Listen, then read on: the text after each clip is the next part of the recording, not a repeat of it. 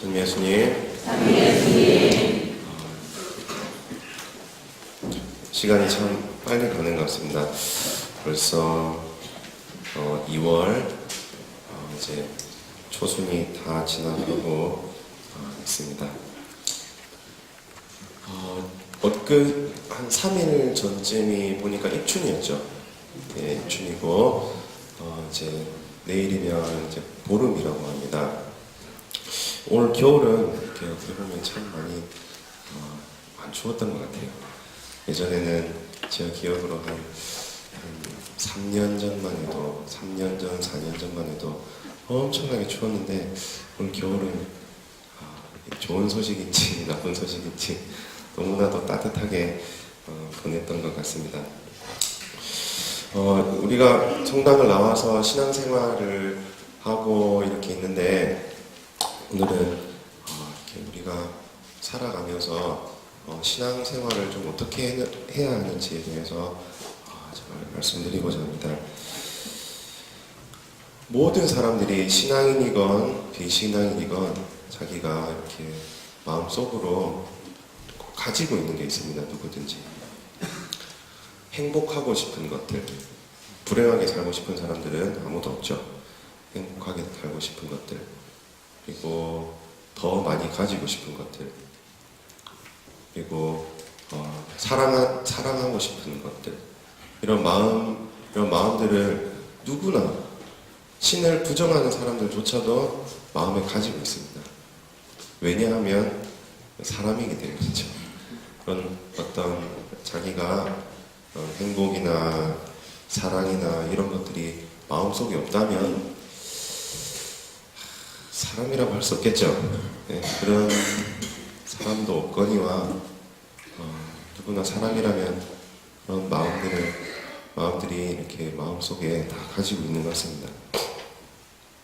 이제 그런 마음들이 이제 신앙이 되면 신앙과 이렇게 합쳐져서 얘기를 하자면 우리가 천국을 가고 싶어하는 하느님의 나라를 이렇게 하느님의 나라에서 내가 살고 싶어하는 그런 마음일 것 같습니다. 하느님의 나라에서는 너무 행복하고 모두 사랑하고 내가 없는 것 없이 모든 것을 다 가지고 이렇게 이웃들과 또 나 자신도 포함해서 하느님까지도 이렇게 모두 사랑하는 그런 나라입니다. 근데 우리가 하느님 나라를 가기 위해서 이렇게 기도도 하고 나와서 미사도 드리고 하는데 이것만 해갖고 되겠습니까?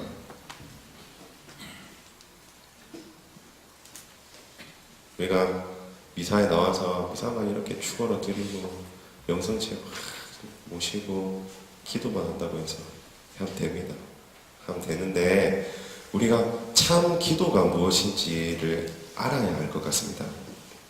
많은 경우에 많은 신자분들이 오해를 하고 있는 경우들이 종종 있습니다. 우리가 성사생활이라고 하죠. 우리가 와서 미사도 공헌하고 고해 성사도 보고 세례를 받은 이후에 견진도 받고 죽기까지 우리가 교회 안에서 성사생활을 하고 있습니다. 근데 많은 사람들이 이 성사생활과 신앙생활을 어디에서 하냐면 성당 문을 열고 들어오는 순간 그 순간 시작합니다. 또 성당 문을 닫고 나가는 순간 그 마음을 쉽게 잊어버리곤 합니다. 그죠? 이런 것들이 내가 참으로 성사생활을 하고 참으로 신앙생활을 할 때 내가 하느님 나라 안에서 살고 있다고 얘기할 수 있을 것 같습니다. 그래서 성사생활도 이렇게 말 그대로 성사생활이 크게 두 가지 부분이 있습니다. 한 가지 부분은 인간적인 면, 한 가지 부분은 신적인 면. 그래서 성스러울 성자는 하느님에 속하는 그런 부분이고 사는 우리가 일하는 거 있죠. 일하는 것들, 이렇게 우리 인간적인 면, 이 두 개가 합쳐져서 성사생활을 하는 거지. 우리가 살면서 신적인 일을 하는 건 아니지 않습니까? 그리고 말 그대로 인간적인 일만 하지도 않습니다. 누구든지. 그래서 우리가 사랑을 가지고 믿음을 가지고 일을 하기 때문에 이것들이 성사 생활이 되는 겁니다. 가장 대표적인 분이 여기 예수님이 있습니다. 예수님은 참 하느님이면서 진짜 백이 하느님이면서도 또 동시에 똑같이 우리하고 똑같은 사람입니다.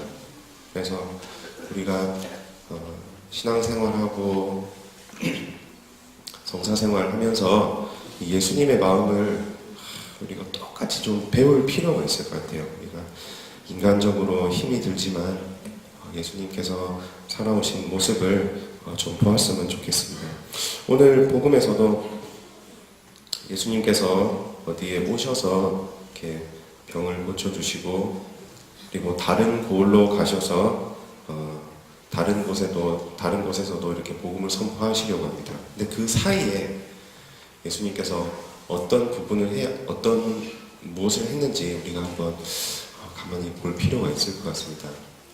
예수님께서 제자들과 안드레아의 집으로 들어가셔서 그 한 부인의 병을 고쳐주셨습니다. 고쳐주시고 나오셔서 어디로 가셨을까요? 기도하러 가셨습니다. 기도하러 가시고 그리고 다음에 다른 고을로 가셔서 거기에서도 복음을 선포하고 당신께서 하실 일을 하러 가신 겁니다. 이것을 보면은 그냥 마냥 우리가 누구를 이렇게 고쳐준답시고 할 일만 하는 게 아닙니다. 예수님께서도 내가 기도만 하는 것도 아니고 이 두 개를 똑같은 선상에 놓고 우리가 신앙생활을 좀 해야 되겠습니다. 많은 경우에 사람들이 그런 핑계를 댑니다. 그죠? 우리가 많은 핑계를 대고 있는데 핑계는